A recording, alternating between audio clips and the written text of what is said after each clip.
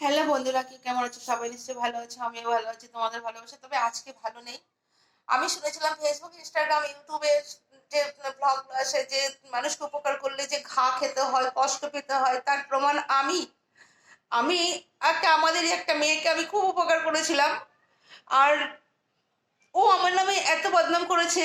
সে আমার কাছ থেকে চলে গেছে, কিন্তু কথাগুলো রয়ে গেছে। আজকে সেই কথাগুলো আমাকে শুনতে হলো যে আমি নাকি খারাপ ব্যবহার করেছি। তা আমি তাকে উদ্দেশ্য করে বলছি যে তোকে বলছি, তুই ভিডিওটা দেখিস। তোকে বসাবো, তোকে বলতে হবে যে আমি কি খারাপ ব্যবহার তোর সাথে করেছি।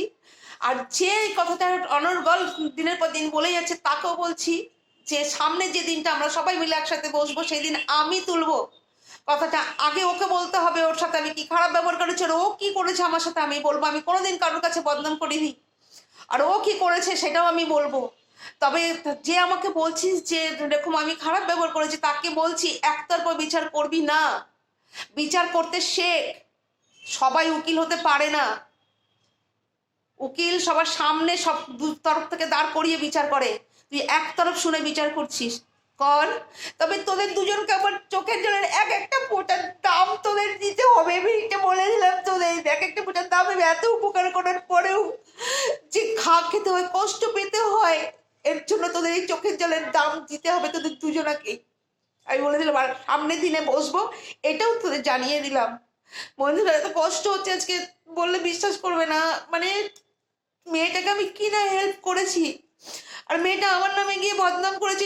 এটাই সহ্য করার মতো না, যার জন্য আজকে আমি কাঁদছি, আমার খুব কষ্ট হচ্ছে। তবে সামনের দিন যখন সবাই একসাথে বসবো, এটা নিয়ে আমি তুলবই। তাতে যত ঝড় আসুক, এটা আমি তুলবই কথাটা। তাই তাদের উদ্দেশ্যে এই ভিডিওটা করা আমার।